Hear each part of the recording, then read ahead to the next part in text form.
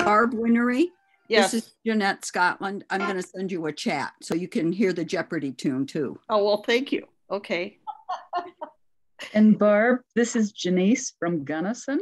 Yeah. And I'm not sure if Donna got me on as delegate. When I registered, I did not check that bar. So I don't know if I'm listed as delegate for Gunnison.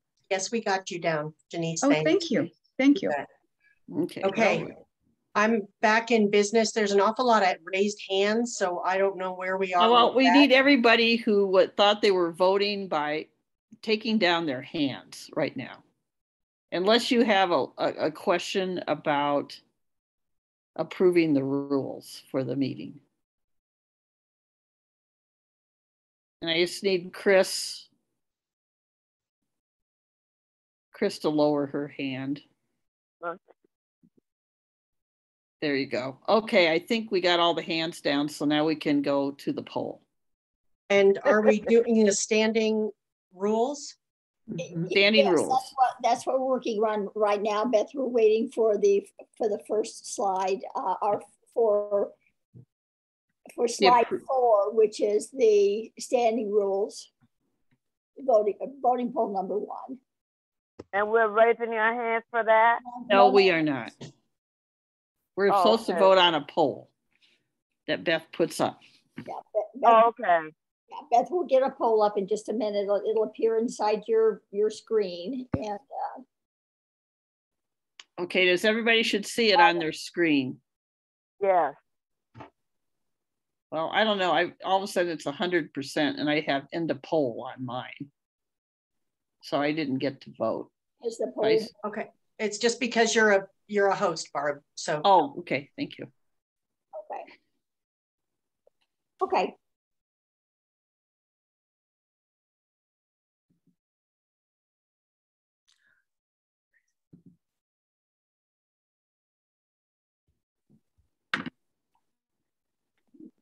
Deb Kalish, do you have a question? I have a question.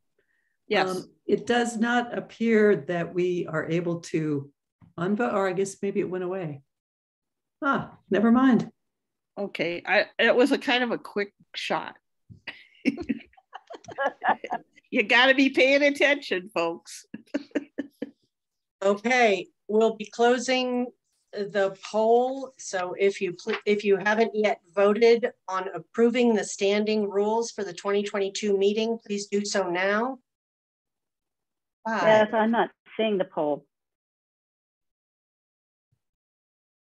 Who was that? I'm sorry. Margie Gray. I'm not seeing the poll. Yeah, it seemed to go away very quickly. Yeah, it went on quickly and off in an instant. Okay. I'll pay more attention next time. I blinked. Okay. Yeah, if you blink, you might miss it. That's how fast it came by. Well, there was time for 60 people to vote. So sorry, I don't know. Okay. Well, what's our parliamentarian say? I think that probably should be all right. That is quorum. That's quorum. That's a majority. Okay, you may close your polls.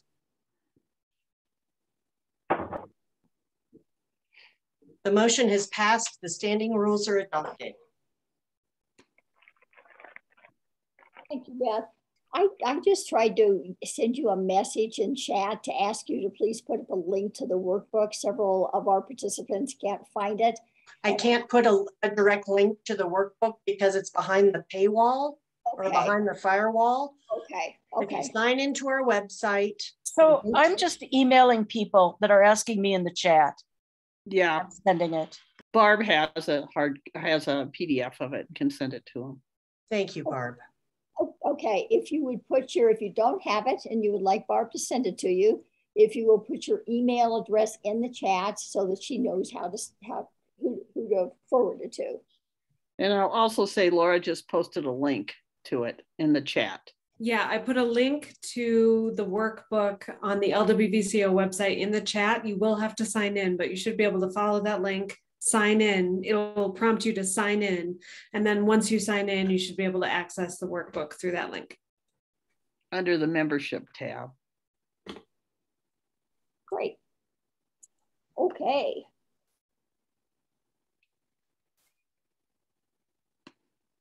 All right, we are now moving on to the agenda. It can be found on page 2 of your annual meeting workbook. Hopefully, many of you have already had a chance to look at it. Are there any agenda adjustments that delegates wish to make? I would remind everyone of the abbreviated virtual nature of our annual meeting, and that if there are important issues that need to be brought up, they can be done at the end of this meeting or directly to during any board meeting. Karen, you're not talking into your microphone. Oh, I'm sorry. Is that better? Yes.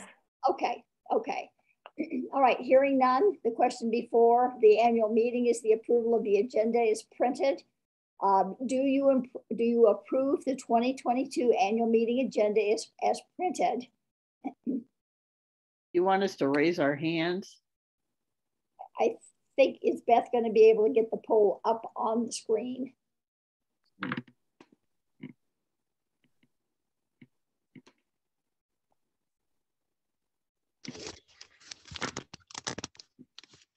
She did. Okay. All right. Hopefully you guys caught it quick enough that you could vote and submit.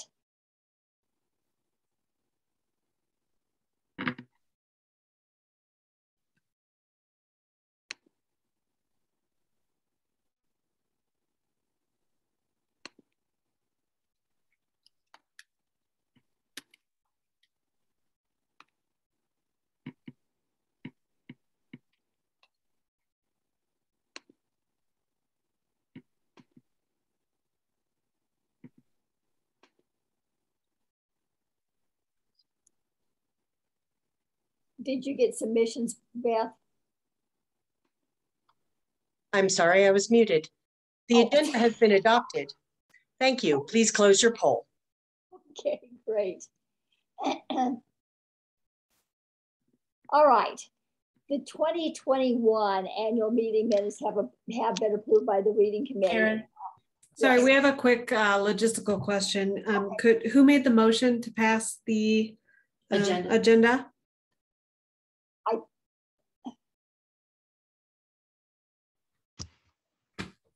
I don't know if there was a formal motion. I don't think there was. Okay. Okay. Thank So you. move. Jeanette from Denver. I so move that we adopt the printed agenda. Okay. Thank you. Do we have a second? I'll second. Fair Russick. Thank you. All right. We're getting there, guys. We're just warming up. It's a little cold out today. Exactly. We can use the weather as an excuse. Yeah. Okay, so we're finished with the agenda. I am now moving on to the 2021 annual meeting minutes. Am I right? Is that where I'm supposed to be? Right. Okay. Yes, that's correct. They have already been approved by the reading committee, and they are in the annual meeting workbook on pages 7 through 15. So we don't need to approve them at this annual meeting. Please note that board reports will not be orally presented except for the financial report, and there's still time to submit questions or comments on any of the business reports. The board reports are printed in the workbook, pages 17 through 43, and we do encourage that questions be posed outside of the annual meeting via email to avoid any bottleneck during the course of the meeting. If you do have a question, please contact the people that are listed with your questions ahead of tomorrow's meeting.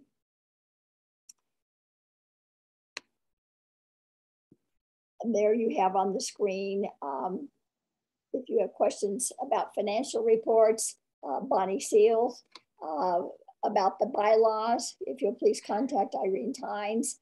The slate of candidates would be Connie Fox, and for proposed program changes would be Barb Winnery.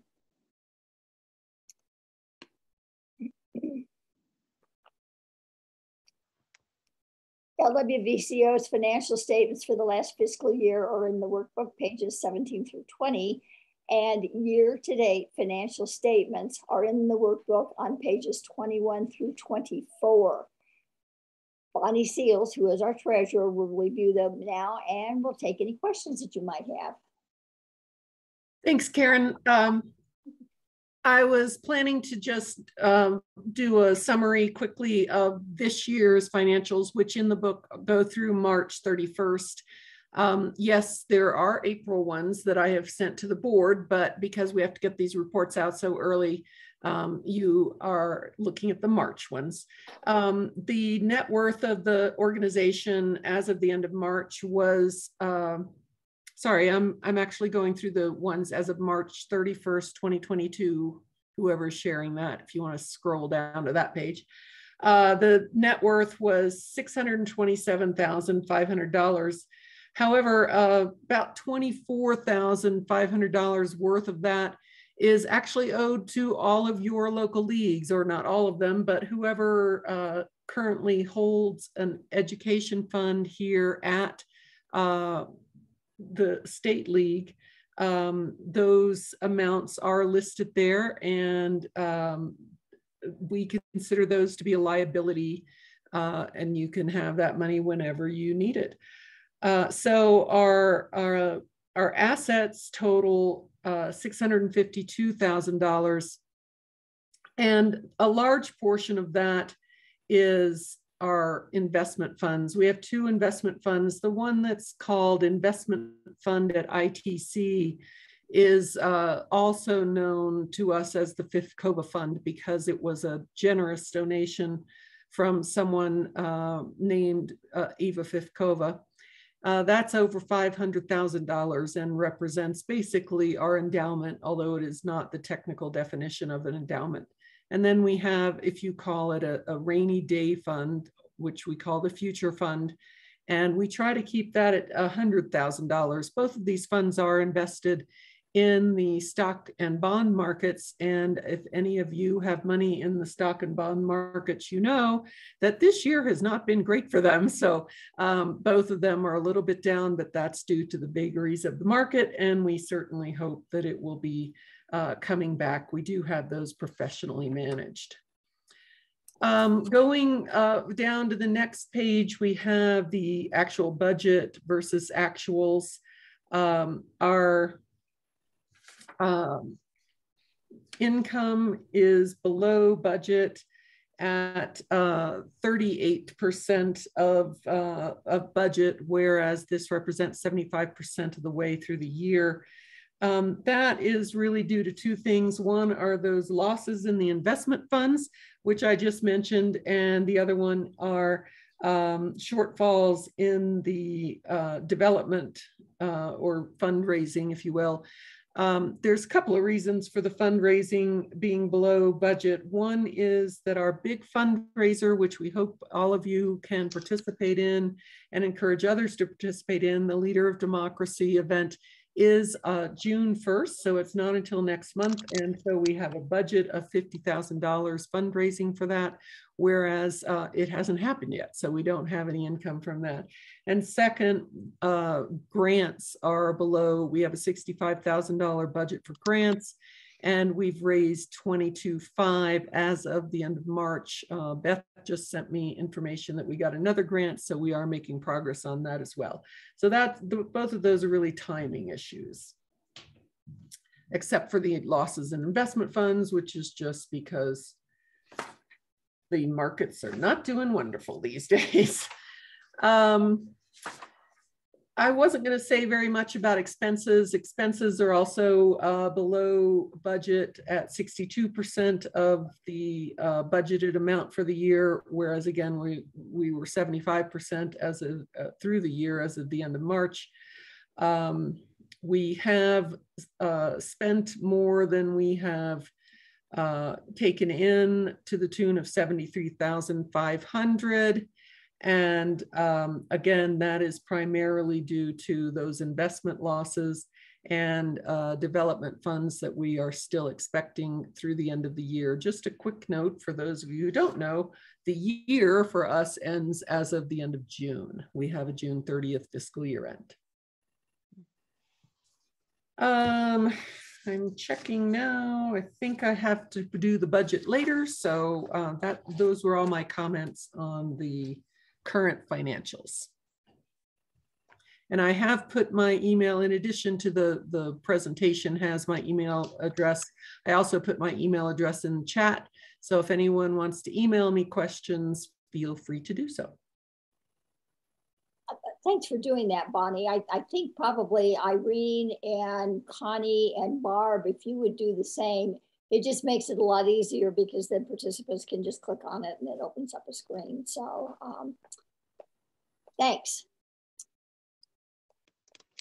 At this time, I would like to introduce Jill Smith, member of the Arapahoe Douglas League. Jill's going to share with us some information about their Constitution Day, Citizenship Day project. Jill?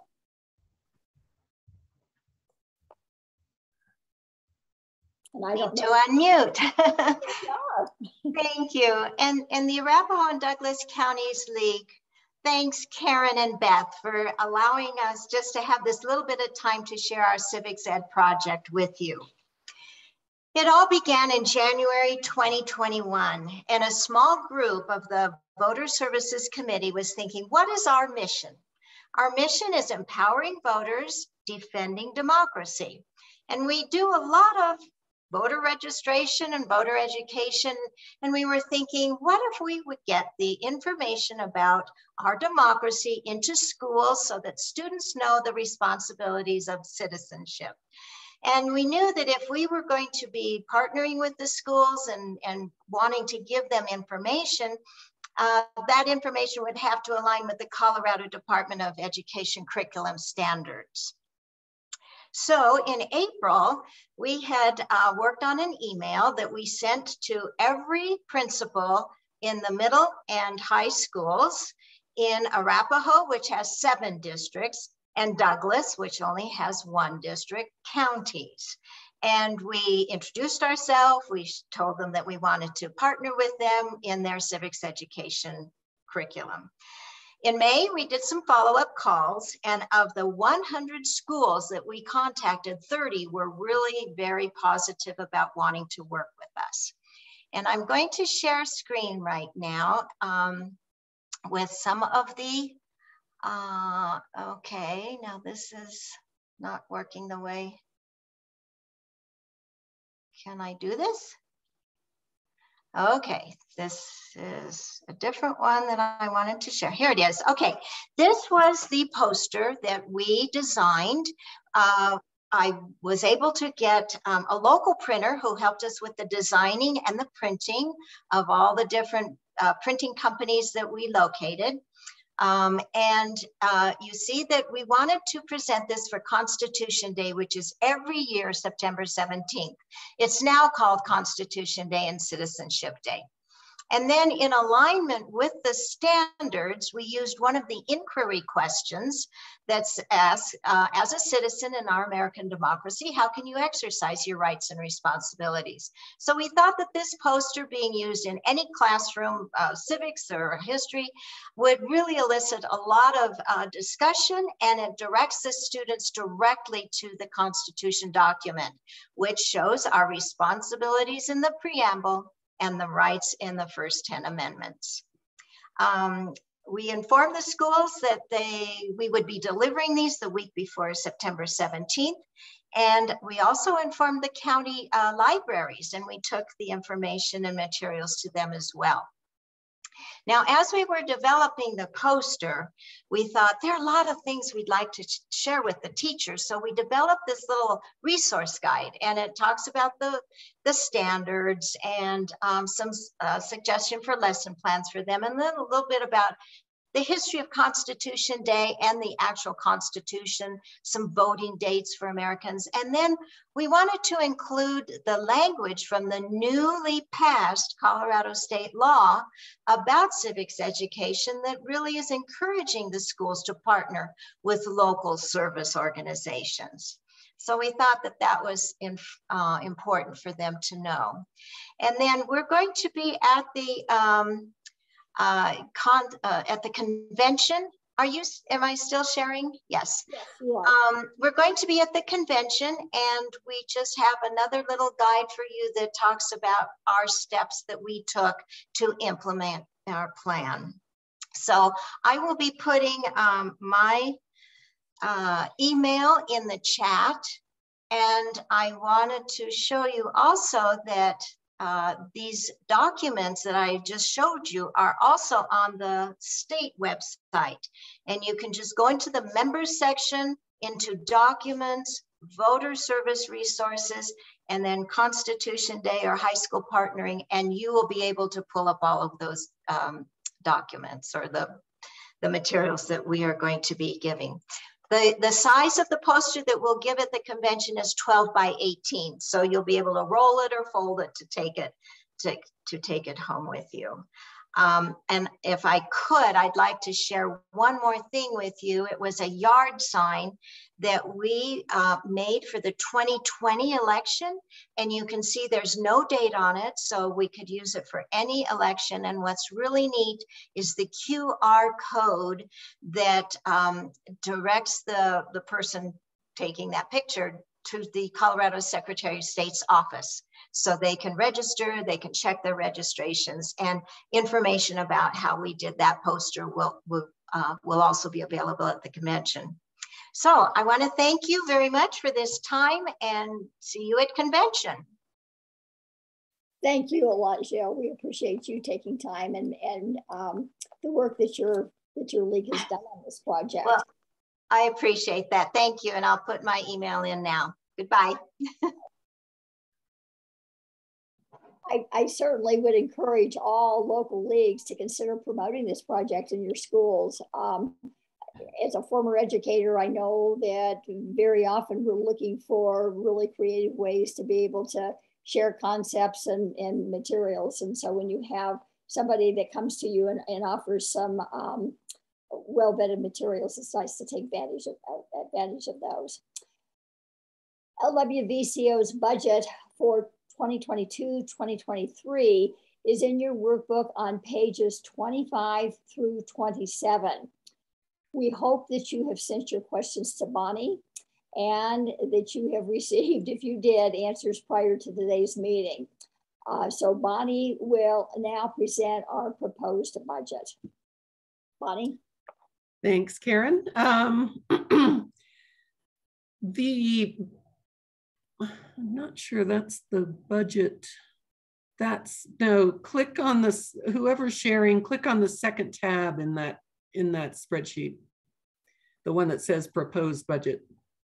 Yeah, that's what we're trying to look at. And I'm sorry about the little pound signs there, but I'll tell you what those numbers are. The budget is a process that begins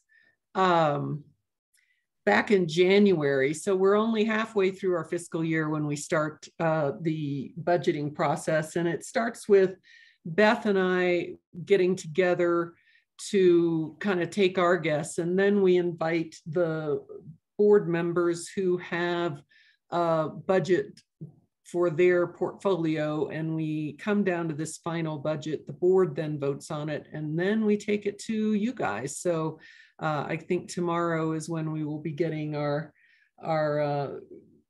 feedback from you. But again, my email address is in the chat, so if you have any questions, please let me know. The very last column, that's just the width of which has been changing from here to there, is the budget itself. And the development number, which when I went over the numbers before, we were below budget so far this year for development, but next year we have an even more aggressive development target of $291,000. I believe the answer to that question in the chat, it's on page 25. The budget in the workbook starts on page 25. That is this new target is because, as Karen said earlier, we are adding a new staff member Monday whose partial job is development. So this is someone who will be very focused on increasing our fundraising and our grant income. So we have reflected that in this budget.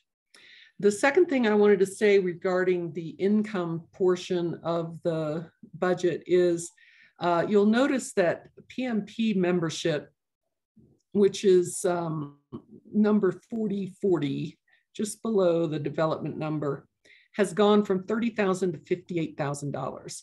That is because any of you who've been involved in the discussions with Club Express, if your league is on Club Express, there's a new thing called the Club Express Connector, which essentially means we're collecting last year and this year's PMP in the upcoming fiscal year.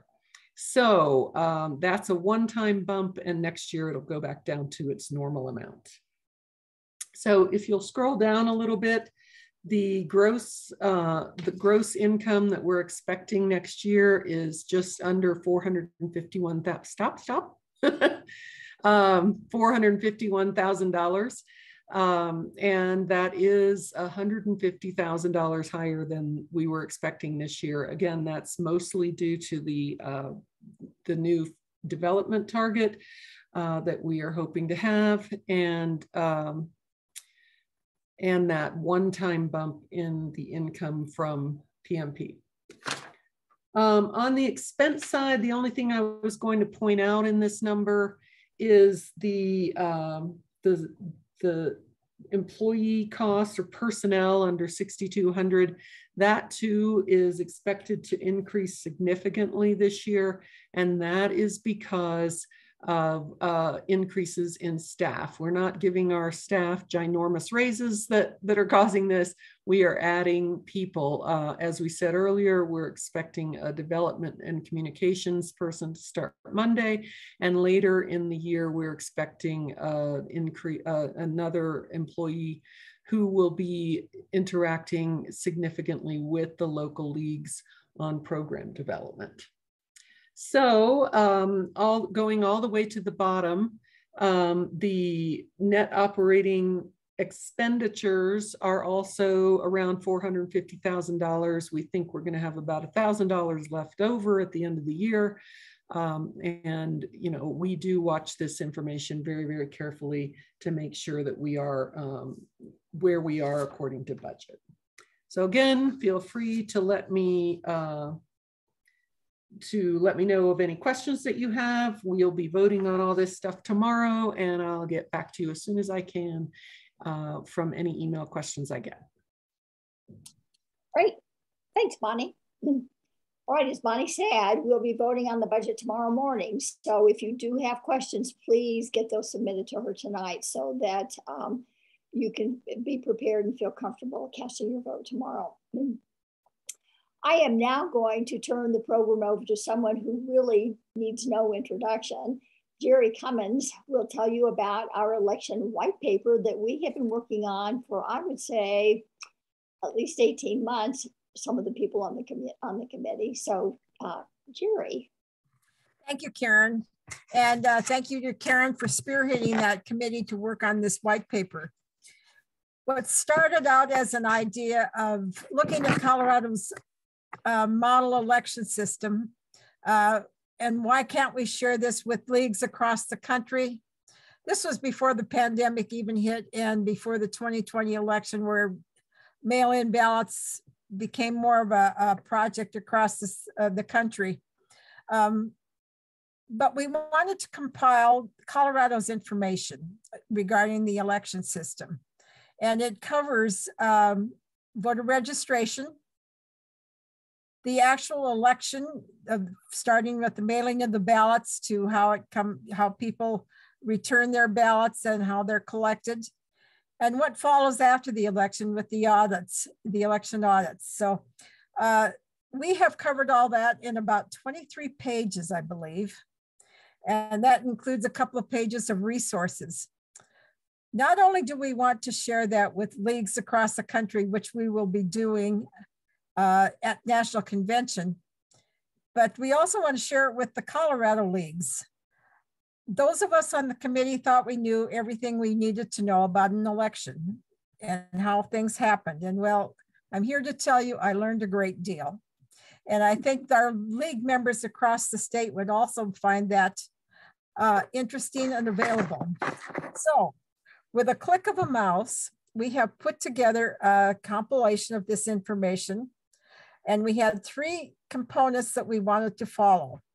They were, our election system is secure, it's user-friendly, and it's transparent. We are going to make this available on the website, and we will have hard copies available at convention. And we would like to invite all of you to share this information with your local league members. And we're happy to serve as a resource for all of that.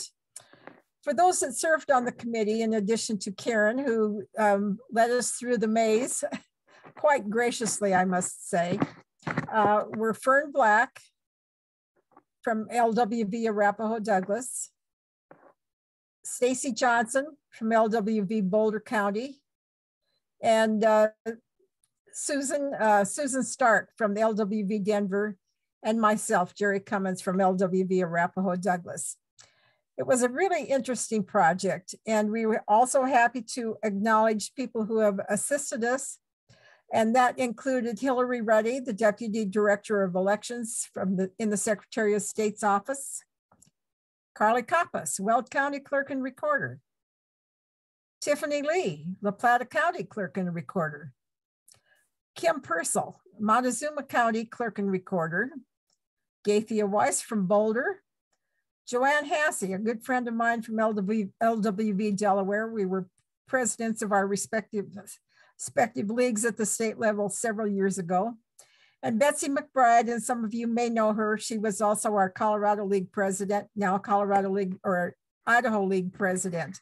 So they served, the last 2 served as readers and tried to poke holes in our report and answer questions, get us to answer questions that they had that would make more clarity for the reader who was unfamiliar with the information.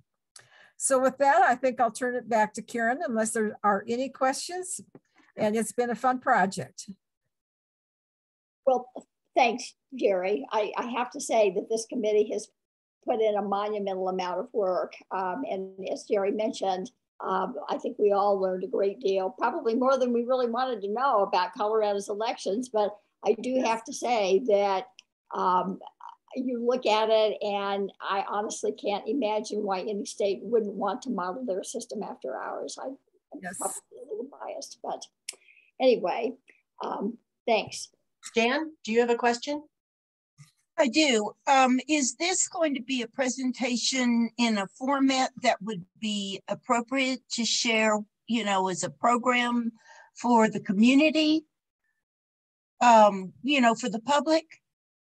Yes, we can certainly do that. Okay, great. Absolutely.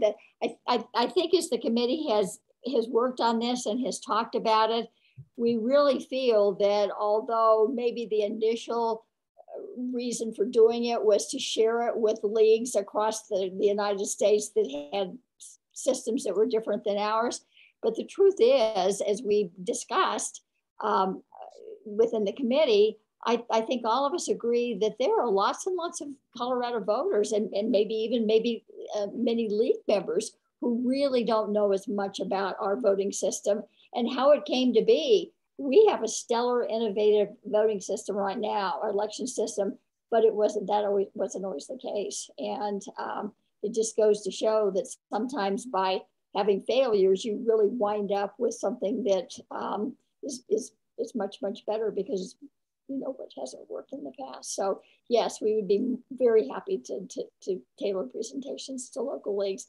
And Beth has graciously agreed to provide dollars for us to be able to publish this in Spanish for make it available. Awesome. That's wonderful. The white paper is not yet available. It has not yet been published. It has not yet been distributed. So sit tight. Okay, Tony? Working on final tweaks. Yes, we are. Tony? How do we go about getting a copy?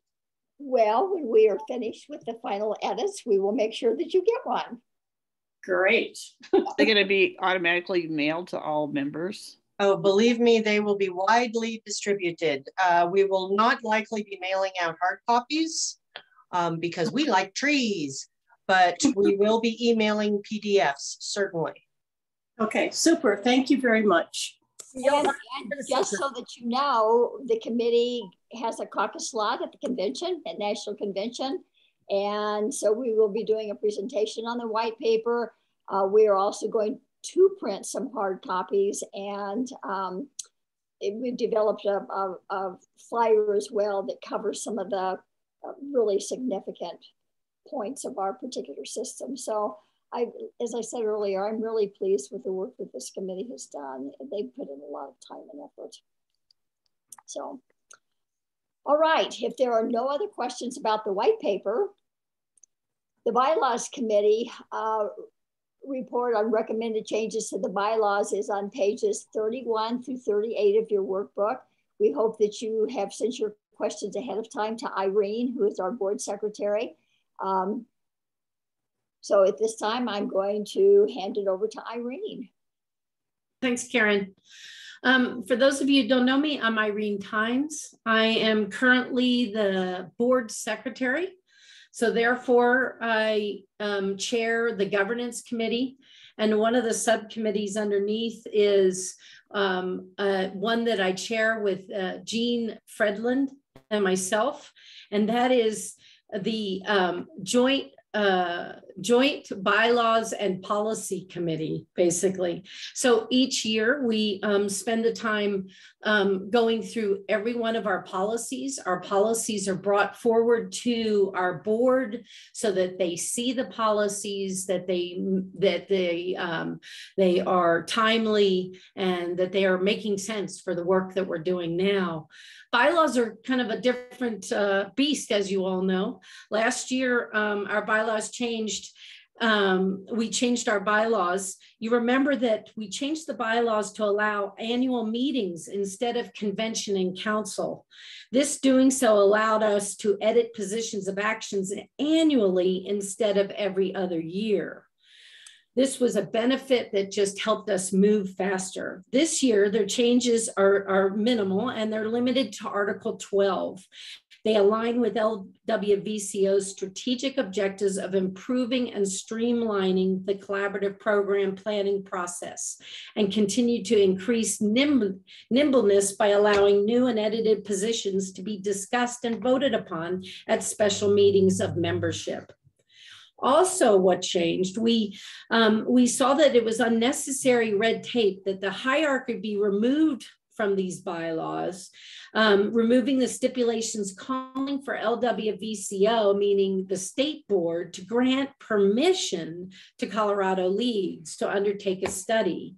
We're now asking for just simple notification so that we may provide support and avoid duplication.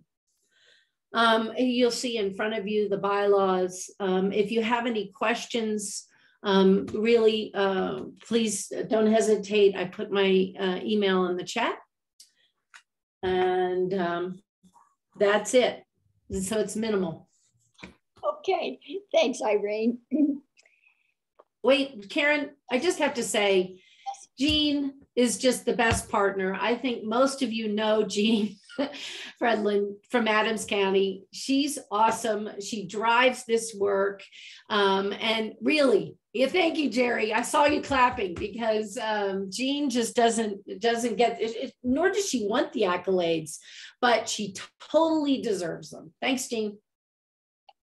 Jean's been instrumental in making this process go smoothly. I think she keeps us on the straight and narrow, and is wonderful about making sure that our language is accurate.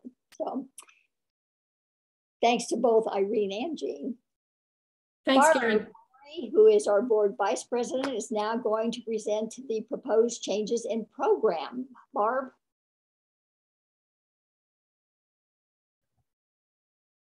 Thank you, Karen. I forgot to unmute myself. As many of you know, or maybe if you don't, I was going to bring you up to speed that the League of Women Voters Colorado now has an annual meeting. Some of us veteran leaguers remember the time when we used to alternate convention and council every other year. And this whole process of program planning was every 2 years. Well, last year we changed to doing an annual meeting and did away with the council convention format. And so program planning is going to take place or occur each year. This process, and at the recommendation at one of the leadership calls, we used to send out the program planning review materials the first of the year, and they asked if we could send it out the 1st of December. So we're going to back that up so you get the information that you need to do the program planning and review process earlier, so you can plan accordingly and how you're going to do your work. So we send that information out to local leagues then, so they can begin the review of current LWVCO positions for action. And that's a booklet that has all of our positions that have been developed at the state level. And they're going to be updated every year now if that is necessary. They're going to review those positions, and we're going to be asking for recommendations on whether or not they need new studies, whether there's some positions that need to be reviewed or updated, or if there's some concurrences that might be needed. After each local league turns in, and we've been able to put this on a survey form through Club Express. I'll just remember back in the day, we had to mail in our review survey questions or email them in, but now conveniently we can just answer those questions through the survey process through Club Express. And those are due on March 1st. After those are turned in, we compile the information from the leagues who have responded. And I would like to encourage every league, whether you have recommendations or not, you can send in your thoughts on things that you think might need some attention. So look out for this process in December and plan to participate. But we get a group together. Tony and I sat down after Lena Brown, and she's been helping me compile all the information that have come in on the surveys. So thanks, Lena. And she had a real nice little chart to help me out this year, or help Tony and I out, to compile the information. What did leagues say about whether we needed new studies or not? And also if there were suggestions for taking some new actions. We put that information together. I followed up with leagues who had made some recommendations to get clarification on what they exactly wanted to do, and if it should be considered as a recommended program. This report, and I will encourage everybody, it's really short and it won't take a lot of time, but if you're involved with program planning, you probably know much about what's going on. If not, please read this, because it really does provide some explanation of some of the guidelines of how we go about making decisions about whether there's a recommended program or whether it's a non-recommended program. And I'll just say, after we compile that information, we submit it to the board. The board reviews the same material that you're getting right now and votes whether or not to present that recommended program to the memberships for this upcoming year of 2022-23. Below are the non-recommended programs or ideas that came into us from several leagues, and we determined whether or not they were necessary, whether we already had some positions that may cover some of the issues. And lastly, we have these 4 task forces that are really working for us on helping get us more research and background information for our advocacy and action that we're depending upon to help us, as opposed to starting a new study. We've really been trying to use the positions we have now to do our advocacy and spend our time on action and not on a lot of studies. So read through the materials, see what the rationale and the narrative and the explanation is of why certain ones didn't pass to be a recommended program. And there's a note in there that if non-recommended programs need to be considered. There's a process for that as well. But what we did recommend, in short, is that a review of positions. And lastly, we recommend continuing the campaign of Making Democracy Works with local leagues throughout the state, with the emphasis on voting rights, improving elections, money in politics. And although redistricting has been one of our cornerstone pieces we've worked on, we've accomplished a lot in that area. So there's going to be a little bit more limited activity, but we're looking to refine that process as we continue to use it. And it was very exciting this year, by the way, to participate in the new redistricting process that we played a big role in getting passed. So any questions, I'll put my name and email in the chat box, and contact me if you have any more comments or thoughts on that. Great. That's all I have. Thank you, Karen. Thank you, Barb. Barb's done a lot of work in this area, and your work is much appreciated. Thank you. Let's now look at the slate of officers and directors that our very hardworking nominating committee have created. I'd like to thank the committee for their tremendous accomplishment.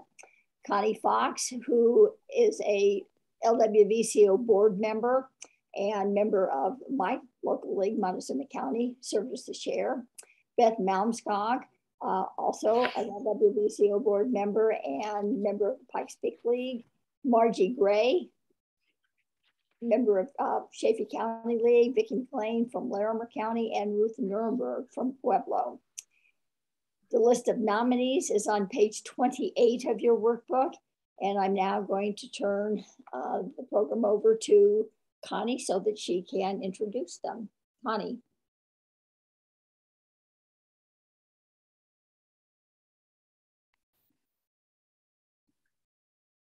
Thank you, Karen. And before the support you gave us on the nominating committee, we couldn't have done it without you. The nominating committee presents the following slate. First, we have current members of the board who are being recommended for new positions. Number one, we would like to nominate Irene Tynes, the board's current secretary, to be president next come July. Number two, we would like to nominate Sharon Davis, who's a current board member and member of the Larimer League, to be vice president. Thirdly, we just announced that Bonnie Seals has kindly accepted a new term as treasurer. Denise Miller, who is a current board member and member of League of Women Voters of Boulder, to be board secretary. She's the youngest member, and probably will bring up the two more generations of League of Women Voters.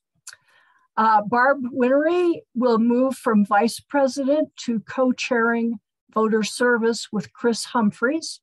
And Karen has completed her term, or will have completed her term as president, and will move to local league support. And now we have 5 candidates to be new members of the League of Women Voters of Colorado board. I'll introduce them, and then they will have a short time to introduce themselves. First of all, I'd like to introduce Maud Nerrill of League of Women Voters Arapahoe Douglas. She is, we are recommending her to be co-chair of Action and Advocacy. Maud, are you available? I am. Thank you, Connie. Yeah, Maud Nerrill, Arapahoe Douglas and Denver member. As those of you who are looking at the nominating committee list, it's going to take 2 of us to replace Tony. And I have been a member of the state legislative action team in Nevada, in Oregon, and now in Colorado. And all 3 operated quite differently. And so it's fun to see how different groups work. And I'm sorry that Tony is not going to continue to stay on, but Kathy and I are both pretty excited to help out the Legislative Action Committee and the board. Thank you so much. You mentioned Kathy Wilson has agreed to co-chair Action and Advocacy. She is a member of the League of Women Voters of Larimer. Kathy, could you introduce yourself briefly? Yes, I'm Kathy Wilson. I am from the Larimer League. I've had the absolute pleasure of being part of the Legislative Action Committee for the state for the last couple of years and have learned so much from it. I'm very excited about it, and I look at it as a bedrock of what we do in the league. One of the things that I would like to work on while I'm in this position is to encourage members from the league all over the state to join us, because we need your voices, we need your perspectives, and so that's a task that I'm excited about doing, and Karen Sheik and I have been in conversations in the last couple of weeks about it. So thank you. Thank you, Kathy. Now we'd like to introduce Sterling Harris, who's a new member of the Denver League. She has a lot to offer. And Sterling, could you introduce yourself? Are you there? I am here. My name is Sterling Harris, and I'm actually a soon-to-be member of the Arapahoe Douglas League. I just need to get my credit card once we are done here. Full disclosure, Beth Momskog, who you all know, is one of my best friends.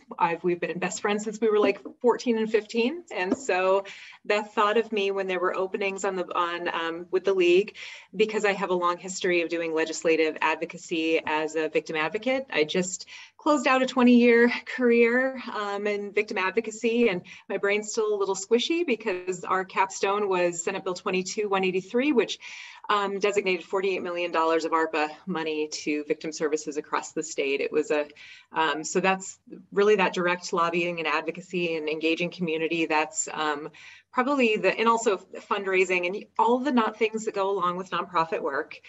Those are the things that I can bring, hopefully, to the league. And I would be privileged to serve. And thank you very much for the opportunity to introduce myself. Thank you, Sterling. Next, I would like to propose Deborah Lively. She was originally a member of the Chaffee County League and now is a member of the Denver League. And she has also done a lot of advocacy work.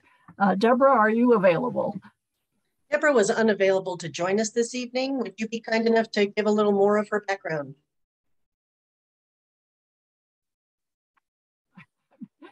Drawing a blank right now, I'm sorry. No problem.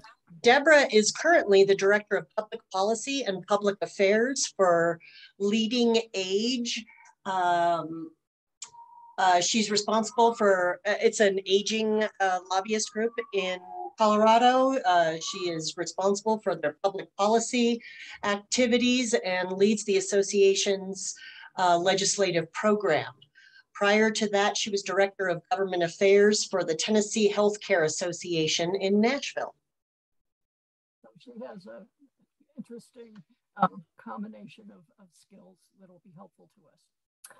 Next, I would like to introduce and nominate Cameron Manning of League of Women Voters of Denver, who is well acquainted with the workings of the board.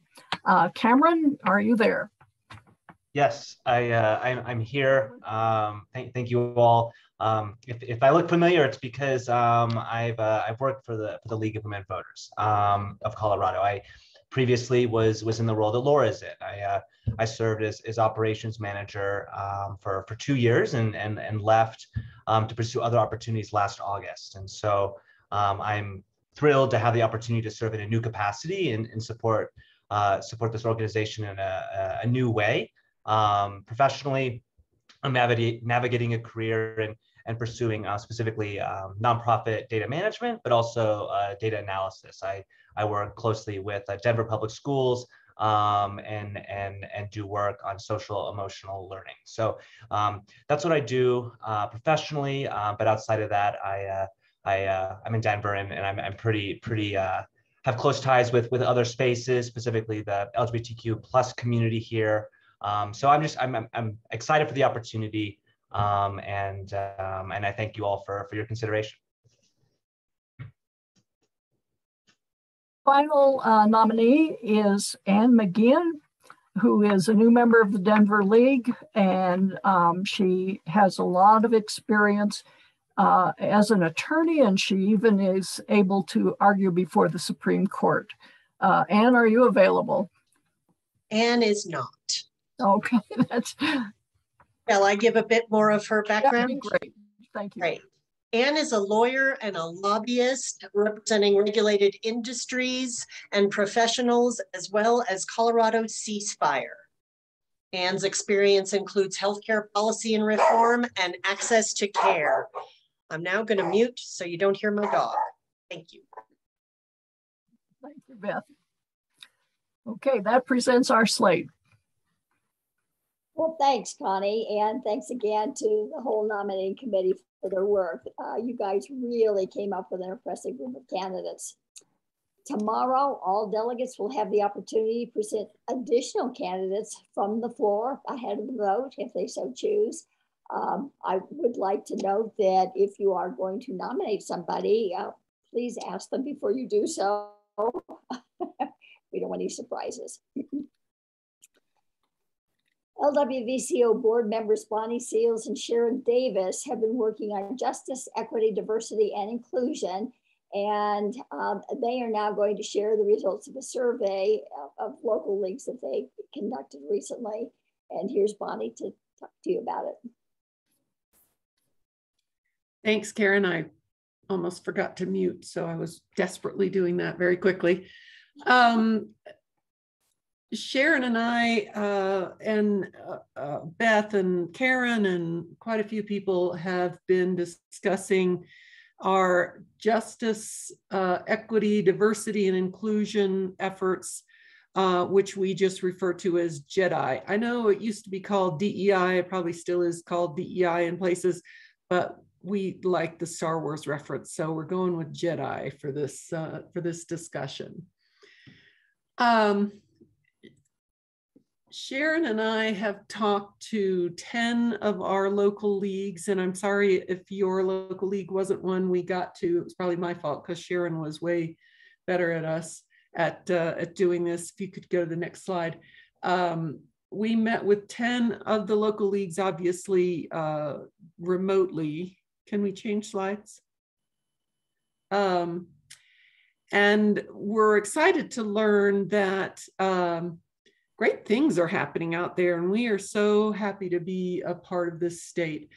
A couple of the things that we learned is community leaders with no previous league experience are being recruited directly into leadership. And I'll note that that is happening at the state too. A couple of our candidates that were just introduced are new members of the league.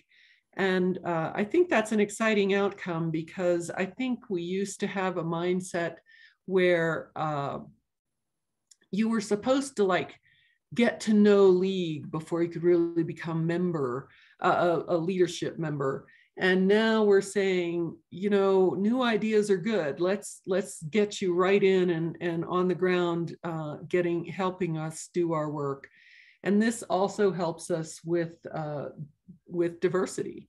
So I think it's great that we're doing this all over the state. The other thing that's happening is we're partnering with other organizations, not just a list on a piece of paper, but sponsoring ballot issue forums and candidate forums with other organizations such as NAACP or Latinx representation, trying to make sure that our community knows that it's not just the members of the league who are trying to talk to you, but we are trying to include everyone within our community. And that's really been win-win-win across the state. So we feel like these are two great things. There were many other things that we learned, and we have started trying to incorporate them, but those are the two main things that we wanted to point out today. But we have places to go. One of the things that we wanted to make sure we start doing is think about Jedi work everywhere in the league, in everything that we do in our work, not just membership. I think that there has been kind of an idea that this is about recruiting more diversity in our membership, and it is, but it's also about partnering with other organizations. And who is in our audience? Are we talking to the whole community and not just people who look like us? And I do want to make sure that we all know if we partner with another organization, we don't have to be in agreement with everything that organization does. I think that the League strongly believes in our nonpartisanship, but we can't let that interfere with partnering with another organization that agrees with us on, for example, some ballot issues. So we could partner with them on a ballot issue discussion or forum when perhaps we wouldn't in a candidate forum because they are going to be endorsing some of the candidates. So just keep in mind that we can agree on some things, but we don't have to agree on everything. We recognize that the League is perceived, even if maybe we're not still this way, but we're perceived as predominantly female, white, probably even privileged people. So we need to recognize that our membership can be more than that, and yet that perception interferes with our ability to recruit diverse membership. So we need to, start trying to do the partnership maybe in order to expand our membership. We need to make sure we're not being tone deaf when we reach out saying, oh, we're here to help because we have all the answers, isn't the right way to reach out. And finally, we need to keep in mind that Jedi lens for all of our programming. Recognize who is in our community and how we can reach out to them, how we can be including the most impacted, the members of our community who will be most impacted when we're designing our programs. One thing that we, on the next slide, we have been trying to do, I know, throughout the League, is be more flexible in our meeting times and program times. And I don't want to say that anything good came out of the last 2 years of COVID, but one of those things is virtual meetings. People can join in meetings. We have them at different times. I know a lot of us now are having Saturday morning things like coffees and evening events via Zoom, and more people can join us via Zoom. So I know that we're all anxious to get back together in person, but I think we're all trying to figure out how can we also include some virtual membership. Again, partnership is really important. Keeping in touch with other organizations who are more in touch perhaps with some disenfranchised communities or BIPOC communities or Latinx communities where we really aren't yet, and see how we can reach those communities through partnerships. One of the things that some of our leagues are doing and that all of us can start to do is co-marketing. So it's not just the League who's doing whatever this event is, but it's the League and XYZ organization who's also in our community. So a lot of us I know reach out to libraries in Colorado. I am from really urban and suburban areas where libraries are places you go to check out a book. But since I've moved here to Estes Park, the library is the center of the community. Everybody goes there. And so we can take advantage of that outreach that they already have, reaching out to schools, as we heard earlier, that Arapahoe Douglas has done. And I know I heard it from another league that I talked to, where they're very involved in the schools, universities, if you're in a university town. So there's a lot of places where the league can partner. So what did we hear from you that that we can be doing on the next slide? So one is we want to establish a statewide task force. These conversations that Sharon and I had led us to realize that we can learn so much from you. So we all need to be sharing ideas. And we actually have a proposed date to start up this task force. If your league is interested, the registration is going to be on the state's website. And so if you want to participate in this task force, just sign yourself up. You don't have to be nominated from your league. We're not going to try to put a lot of structure into this. We want to share what's happening in the local programming. If you're having a program, as Beth mentioned earlier, several of the leagues on the Western Slope are joining together for a candidate forum for the 3rd District congressperson to the US Congress. Those can all be put on the state calendar. And if you're already doing that, great. If you're not, just start reaching out to the state office and get it on the calendar. And if you have something out there, then share it. The Jedi Task Force can help with that. The state office can help with that. The website can help with that. So let's see what you got, because we are definitely interested. On the next slide, we do want to hear about the local relationships that you're building, how you're hearing them, and then building program around it.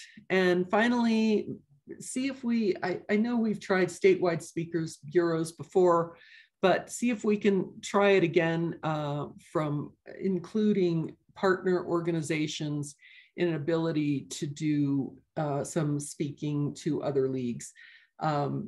It's important if we have a bureau, then everything isn't falling on one of our partner organizations, because they have their own work, and they, like everyone, are struggling with staffing.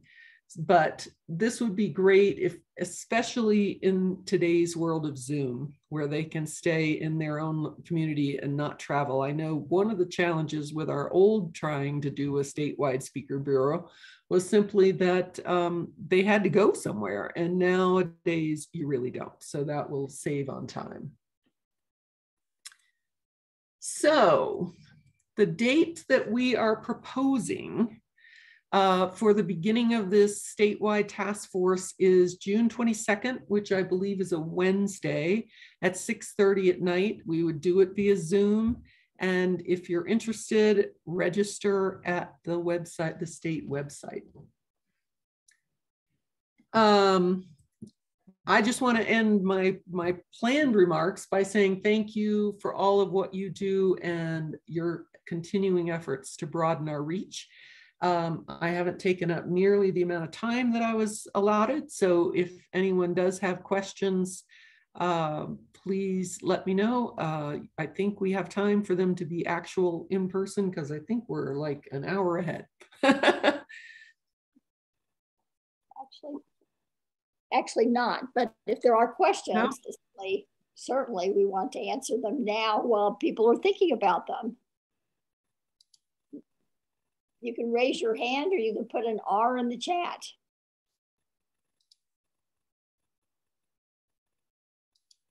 And as Beth has indicated in the chat, Bonnie's slides will be shared. I have a question. Jeanette. So what is the situation with partnering with an organization that is not nonpartisan for like supporting a ballot issue? Are we going to allow that? If you are doing a presentation wherein you are sharing the league's position in supporting a ballot issue, that, and we both have the same viewpoint on that particular ballot issue, I believe, and someone else can certainly jump in if you disagree, that you can do that. I don't believe you would want to do that in a ballot issue forum where you are trying to present both sides. Okay, that's a good distinction. But I definitely believe the league can and should have advocacy events, which are separate from, you know, something where we're trying to say we're presenting both sides and, oh, by the way, we think this is the way you should vote. That's not allowed, but they can be two separate events. Tony has her hand raised. Tony, you're on mute. Just changing. I don't want to impinge on what Bonnie was saying. It was an excellent presentation, and I'm so glad that we're moving ahead on this. And I think you're making a lot of concrete, positive steps. I just want to say that the Legislative Action Committee is very involved in JEDI, that we look at every piece of legislation to see if it has a JEDI element to it. And we are not perfect yet, but we are noting in many cases that it is a JEDI bill and that we recognize that and give it a little bit of a special emphasis. So we're part of this too. That's called walking the walk. So including JEDI in every part of our work. So thank you for that, Tony. And I'm sure Kathy and Maud will do the same. Sure, and we did have a question in chat that if you want to participate in JEDI, but can't make the proposed meeting that we've put out there, then we will definitely leave notes, and that will not be the only, it's not going to be a one and done meeting. So we'll try to keep you informed on when the next ones are too. I don't see any other hands raised, and I don't see any more questions in chat. So I'll turn it back over to you, Karen. All right. Well, thanks, Bonnie. So the business of the meeting is now concluded, and in a moment it will be time for caucuses and social time if you so choose. If you'd like to stay and chat with your league friends, you can simply remain in this particular Zoom meeting. If you'd like to learn more about one of our 4 statewide issue area committees, healthcare, housing, news access and literacy, and climate emergency, make note which room number it is. And in a few seconds, Beth will be putting up a little screen to allow you to choose which of those breakout rooms you would like to go into. I would like to just remind you that tomorrow morning, we will be holding a President's Roundtable at 8 o'clock. For those who are interested, please check the chat. This is a different link than the one that you used to get into tonight's meeting. And so you'll want to copy that. For other members, you also can grab your coffee and join a general membership social hour tomorrow at 8 using the same link that you used for this evening's meeting. So at this time, the 2022 LWVCO annual meeting is adjourned until the formal meeting begins at 9 a.m. tomorrow morning. And breakout room choice. Working on that. We will also be hosting a President's Roundtable at 8 a.m. before the business of the meeting starts. I'm going to put that into the chat box as well. And I'm working on the breakout rooms. Okay.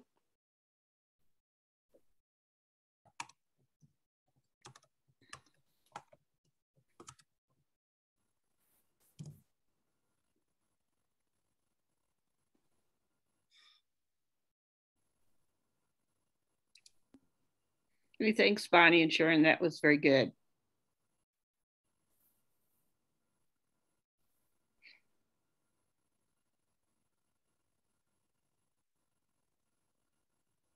I'm on an iPad, Beth, and I don't think it will show up on my iPad. It usually doesn't. I usually have to be put in a room. Which room do you want to go in? 4. Okay. Karen, where did you say the link for the President's Roundtable is? It's supposed to be in the chat, and I'm guessing probably that Beth is trying to get the breakout room set up now, and so she hasn't put it in there yet.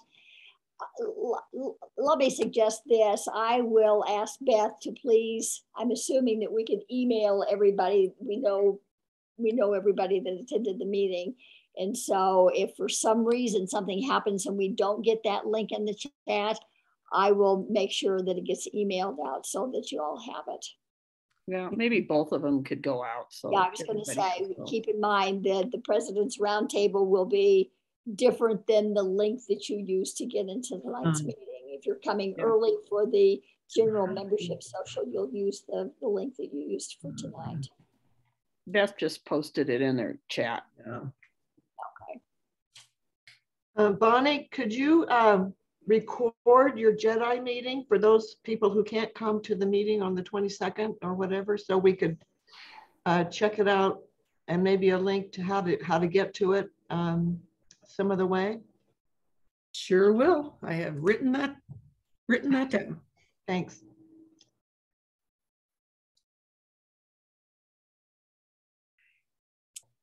Kath, you can certainly come and participate in the President's chat if you would like to tomorrow. Like to come. I didn't want to barge. No, we'd be happy. And this would actually be a great time for you to maybe, bring us all up to date on things that you're working on. Yeah. Here we are in May. It's amazing to me. I don't know how many of the rest of you feel this way. It seemed like January was just yesterday. Now we're in May. And you all know that with this being really an important midterm election, it will be here before we're part of it.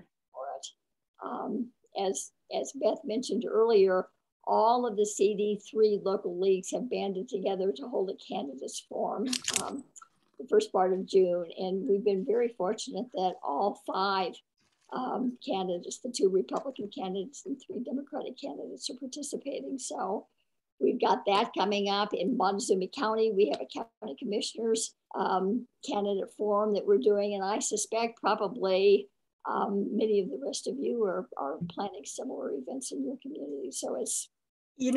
Karen, I thought that the contested races would not be very much in Colorado for the primary, but it turns out, I counted them yesterday, there's 121 races that are contested that will be on the primary ballots throughout the state, with 326 candidates. Oh my gosh.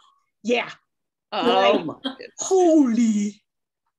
Well, and the ballots are going to be mailed out. I was talking to somebody in the Secretary of State's office today, and they're being mailed out on the 6th of June. So, right. And I'm working to get the invitations out to the candidates, all 326, by the end of next week.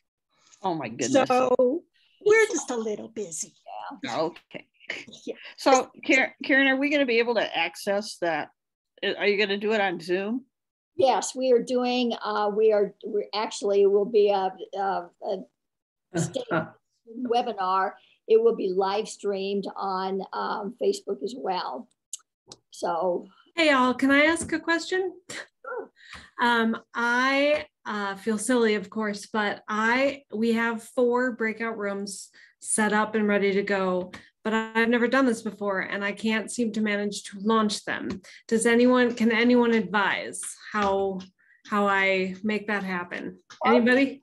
Barb's done this. Can you? Oh, but I don't know. I think, did you put the fact that you want it? No. I'm looking at these buttons.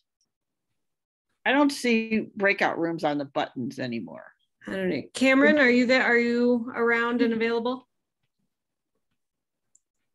Did you put him in? Did you schedule him when you set up the meeting? Yes. I was just asked to go to room 2, but I wasn't given a choice as to which one I want to go to. Oh. So it looks like it may be doing a random. I pre-assigned a couple of you to because they work with the leaders of the group. So Kathy, you got an invite? I got one for room 2, and which one is that? Housing. Oh, okay. I think Maud was going to be going to that one, but because I've been working with the news access and literacy group. Right. And I like yesterday when we were trying this out, if we clicked on the 3 dots, it had breakout rooms at the bottom, but now it doesn't. No. Hey, Laura, this is Lindsay. Hi, Lindsay. Hi. I don't know if you did the update or if you're using it in your browser. Are you using a client or are you using it in your browser? Browser. So do you have a navigation menu where you can go to account management? Account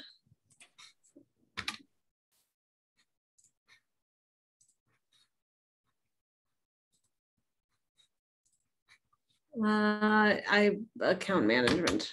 Yes. And then go to account settings. Yes. And then are you able to go into your breakout rooms and see that they're enabled?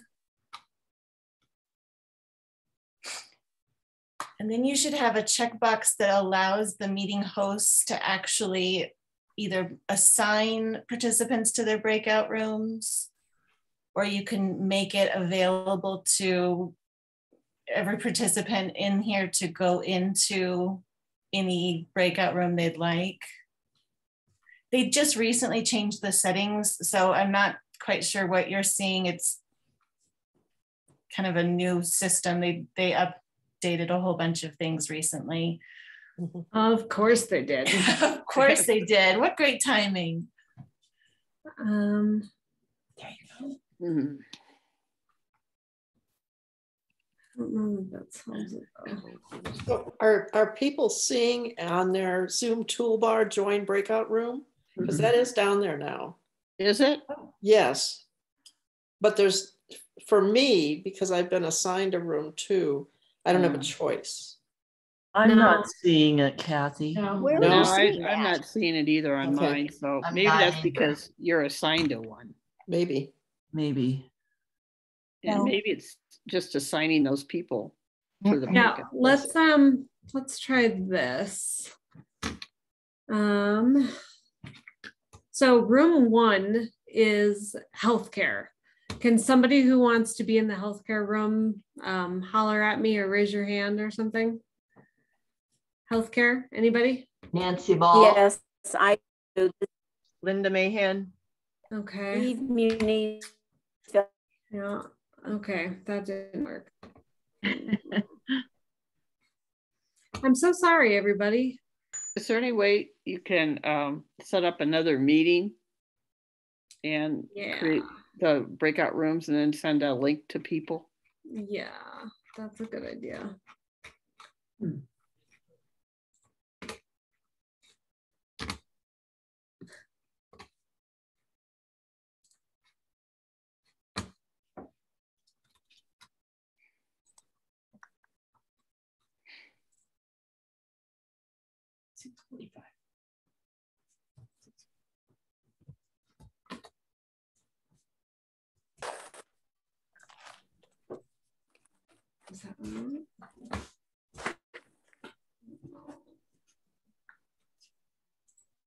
Okay, everybody, let's give this a shot. If you want to go to the healthcare breakout room, so to speak. Oh, hold on one second.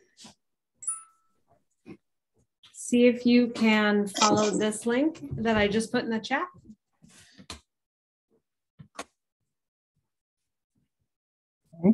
It'll take you out of this meeting.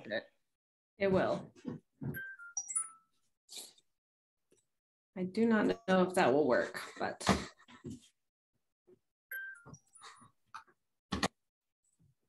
So can you set up simultaneous meetings then for each of them? Oh no. I was just wondering. Do you have a left-hand side, a panel that's called personal? Yep.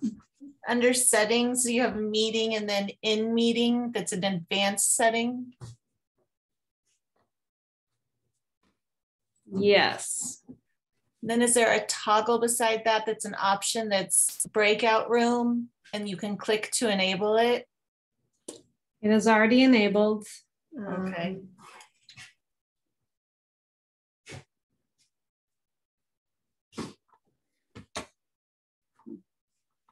Was anybody able to, well, I guess we wouldn't know if they were able to leave this meeting and get into that link that I sent. I think